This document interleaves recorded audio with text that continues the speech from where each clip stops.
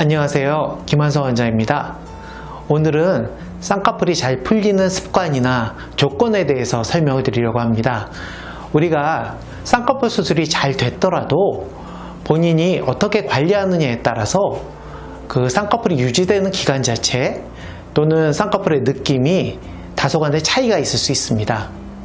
첫 번째로 제일 중요한 건요, 눈을 건드리지 않는 겁니다. 눈을 비빈다든지 과도한 자극을 주게 되면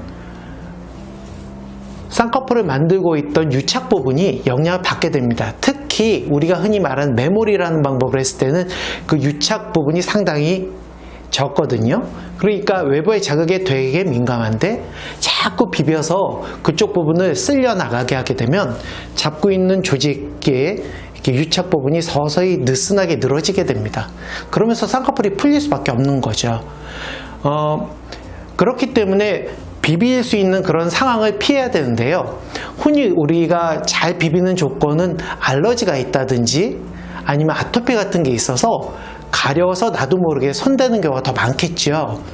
혹시라도 피부에 약간 불그스름함이 올라오거나 아니면 가려운 증상이 있다거나 하면 피부과 진찰을 받으시고 알러지에 대한 치료를 꼭 하시는 걸 추천드립니다. 그거 말고도 나도 모르게 자꾸 건들리는 분도 있긴 있어요. 내 눈 쪽에는 손을 안 대야 된다. 눈 쪽에 손을 대면 뭔가 문제가 생길 소지가 많다라는 걸 꼭 기억해 주시기 바랍니다. 두 번째는요, 수경을 쓰는 것들이에요.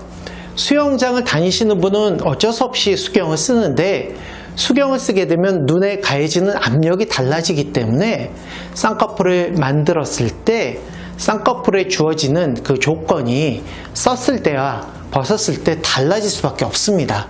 물리적으로 그 환경의 차이가 계속되다 보면 쌍꺼풀이 상대적으로 전혀 손대지 않은 분들에 비해서, 그러니까 수경을 쓰지 않은 분들에 비해서는 조건이 달라져서 약간 더 느슨해질 우려가 생길 수 있는 거죠.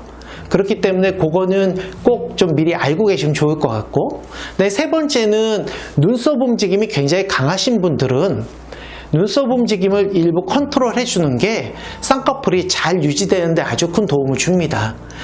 내 의지로 해결하면 참 좋겠지만 눈썹 움직임이나 미간 움직임은 내 의지로 해결되지 않는 경우가 굉장히 많거든요. 그래서 움직임이 강하다면 보톡스를 쓰시는 걸 추천드리고 있습니다. 보톡스를 쓰게 되면 상대적으로 이 들었다 놨다가 적어지면서 그걸로 인한 외부적인 요인을 피할 수가 있고 쌍꺼풀이 더 오랫동안 유지되는데 도움이 됩니다. 네 번째는요, 체중이에요. 체중이 과하게 빠지면 눈 윗부분이 퀭하게 되면서 쌍꺼풀이 느슨하게 당겨지게 됩니다. 또 체중이 너무 과다하게 찌면 윗부분의 피부가 두툼해지면서 쌍꺼풀이 볼록볼록한, 우리가 흔히 소세지라고 표현하지만 그건 좀 과하지만 하여튼지 그런 느낌에 가까워지거든요. 그러면서 쌍꺼풀 자체가 약간 느슨해지는 경향이 생길 수도 있어요. 그래서 여러 가지 요인들이 있지만 내가 생활 가운데 내 노력으로 할 수 있는 것들은 본인이 피해 보시고, 그 다음에 조건이 만약에 의료적인 접근이 필요하다면 의사와 상담해서 그 방안을 해결하시는 게 아주 좋을 것으로 판단됩니다.